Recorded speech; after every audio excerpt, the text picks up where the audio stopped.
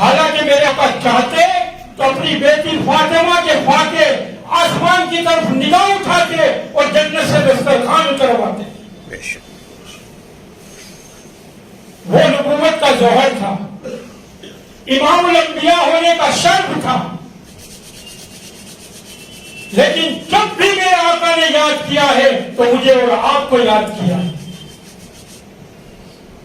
اما عائشہ خود فرماتی ہے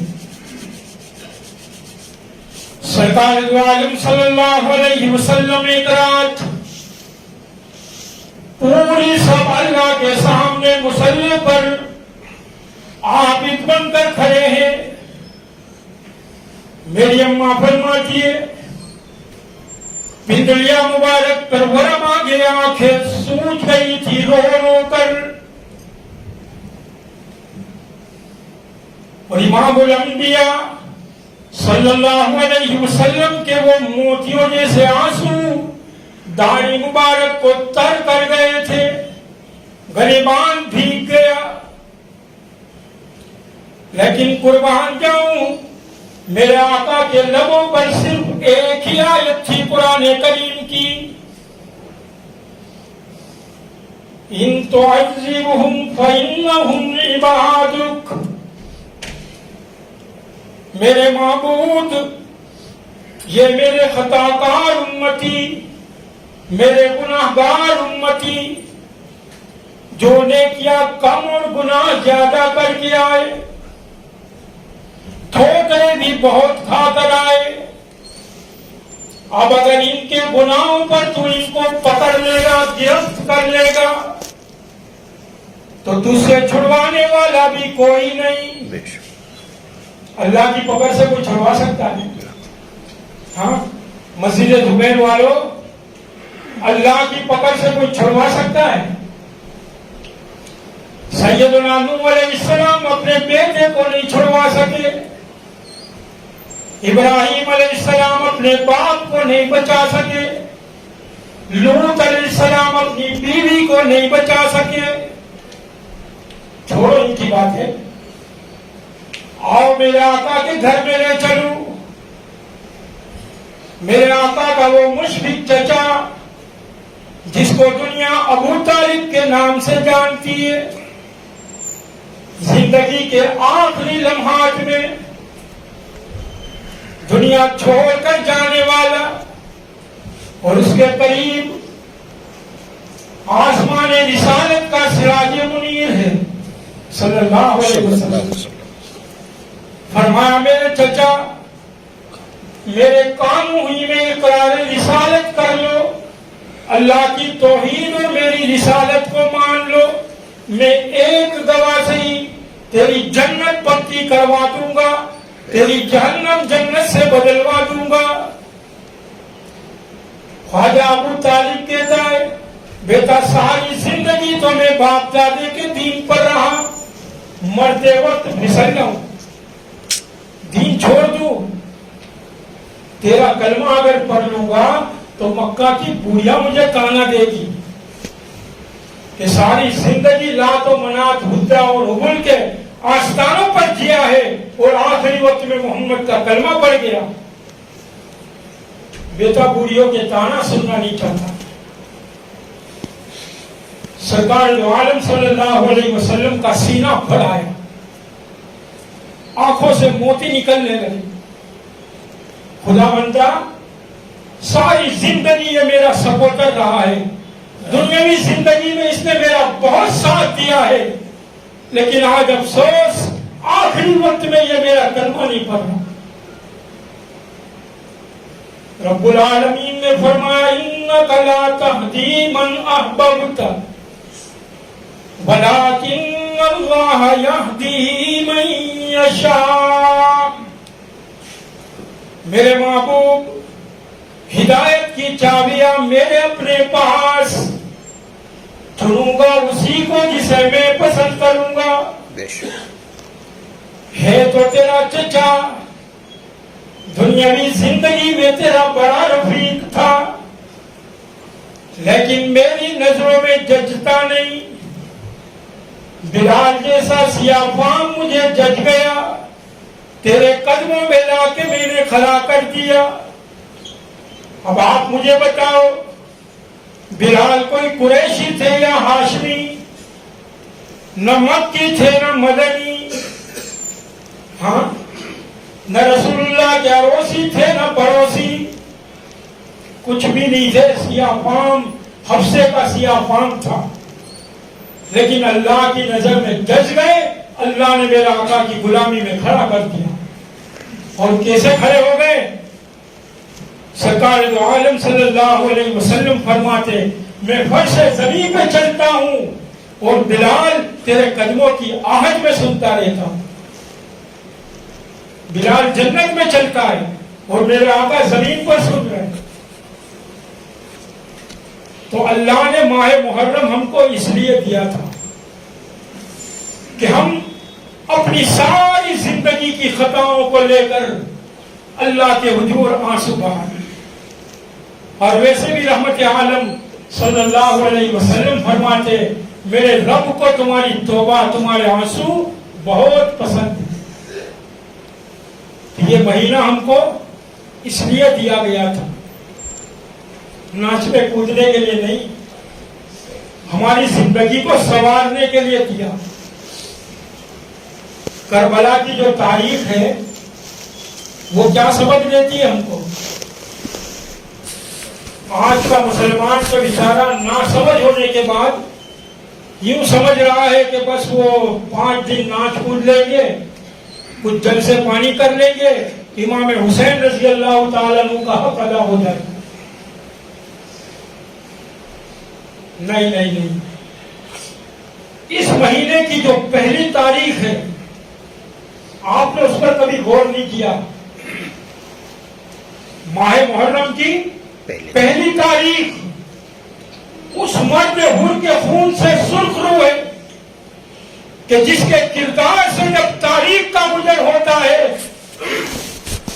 تو عقیدت کا سلام کر کے گزرتا ہے محرم کا قلم، اور وہ ہے فاروق اعظم رضی اللہ تعالیٰ جو پہلی محرم کو شہید ہوئے۔ ان کی شہادت بھی دیکھیے،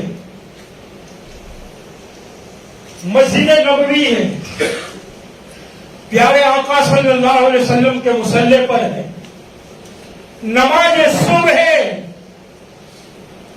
ابھی تو نماز کی شروعات ہے، اور وہ ایران کا مردود فیروز گھاٹ میں چھپا ہوا اور زہر میں بجھا ہوا خنجر لے کر امیر المسلمین پہ حملہ ہوا، 6 زخم لگائے، 6 گھا لگائے، لیکن فاروق اعظم رضی اللہ تعالیٰ عنہ زمین پر گرنے سے پہلے اپنے بھائی عبد الرحمن بن عوف کا ہاتھ پکڑ کر کہتے کہ اب میں تڑپتا رہوں گا، تو رسول اللہ کے غلاموں کی امامت کر، اللہ کی عبادت میں کوئی خلل نہ آنے پائے۔ نماز نماز، سیدنا حسین رضی اللہ تعالیٰ عنہ نے بھی کربلا میں 10 تاریخ کو یہی پیغام دیا کہ میرا سر قلم تو ہو سکتا ہے، میرا سر تن سے جدا تو ہو سکتا ہے، لیکن حسین ابن علی کی نماز قضا نہیں ہوگی۔ اور عاشق حسین جو ہے 10 محرم کو مسجد میں نظر ہی نہیں آتے، نظر ہی نہیں آتے، سارے شہر کو سر پہ لیتے، سارے شہر کو۔ یہ کوئی انسانیت ہے؟ اسلام کے نہیں، انسانیت کے خلاف ہے یہ۔ جتنے بھی تہوار جو سڑکوں پہ منائے جاتے ہیں، روڈ پر منائے جاتے ہیں، وہ تہوار اسلام میں ہے ہی نہیں۔ کھلی بات کرتا ہوں میں، رحمت عالم صلی اللہ علیہ وسلم کی غلامی کا تقاضا یہ ہے کہ اگر اسلام میں تمہیں کوئی خوشی ملتی ہے تو اللہ کے گھر میں آ جاؤ، اس کا شکر ادا کر لو۔ اگر تمہارے گھرانے میں کوئی غم پہنچتا ہے، میرے آقا فرماتے اللہ کے سامنے جھک جاؤ، تمہارے غم دور کرواؤ۔ اللہ کے گھر سے بہتر کیا ہوگا تمہارے لیے؟ اس در پر آنے والے کو کبھی تانا بھی نہیں ملتا. بے شک. حدیث قدسی ہے, میں یہ بات کہہ کر پوری کرتا ہوں. سرکار دو عالم صلی اللہ علیہ وسلم نے فرمایا, اللہ سے بات کو روایت کی, جیسے ہم صحابی کو کہتے ہیں نا, عن ابی ہریرہ رضی اللہ تعالی عنہ قال قال رسول اللہ, اور یہ ہے قال اللہ تعالی, اللہ نے فرمایا. میرے محبوب, جب کوئی برا گناہگار سفید ریش جس کے جسم پر چاندی اتر آئی, ساری زندگی بغاوت میں گزار بیٹھا, سوسائٹی میں معاشرے میں اسٹیٹس تھا, بڑا مقام تھا, لیڈرشپ کا بہت شوق تھا, لیکن اب زندگی کی شام ہو گئی, ہاتھوں میں لرزہ آ گیا, پاؤں چلنے کے قابل نہیں رہے, آنکھیں دیکھنے سے مایوس کر گئی, کانوں سے سنوائی چلی گئی, دماغ سل ہو گیا, حافظہ بھی چلا گیا, کچھ یاد نہیں رہتا, کمر جھک گئی اور سب سے بڑا المیہ اس کی جیب خالی ہو گئی. انسان یہی ٹوٹ جاتا ہے نا جب جیب خالی ہو جاتی. اب ساری دنیا میں جہاں جاتا ہے لوگ نشان نحوست کو دیکھ کر منہ پھیر لیتے. پہلے تو حاجی صاحب, لیکن اب جیب خالی ہونے کے بعد نشان نحوست کو دیکھ کر لوگ منہ پھیر لیتے. ابھی کچھ مانگے گا, ابھی کچھ دینا پڑے گا. اب یہ بوڑھا رحمت عالم صلی اللہ علیہ وسلم فرماتے ہیں, یہ بوڑھا رات کی تاریکی میں اللہ کے حضور آ پہنچتا ہے, ٹھوکریں کھاتا ہوا, لڑکھڑاتا ہوا, اور کانپتی ہوئی زبان سے, لرزتے ہوئے ہاتھ سے کہتا ہے, خدا بندہ رحم کر, خدا بندہ رحم کر. کہ تنگ دستی کے جو عالم میں گھبراتا ہوں. یہ بھی مولانا کسی کی خوش قسمتی ہوتی ہے کہ اللہ اس کو بلا لیتے, ہر کسی کو یہ دولت نہیں ملتی.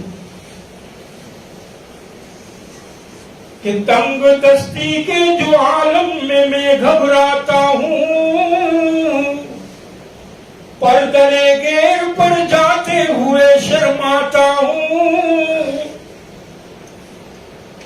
ہاتھ پھیلانے میں محتاج کو غیرت کیسی, شرم اتنی ہے کہ بندہ تیرا کہلاتا ہوں. خدا بندہ تجھ سے نہ مانگوں تو کس سے مانگوں, اپنے سوا کوئی در تو بتا, جہاں جا کر میں آنسو بہاؤں.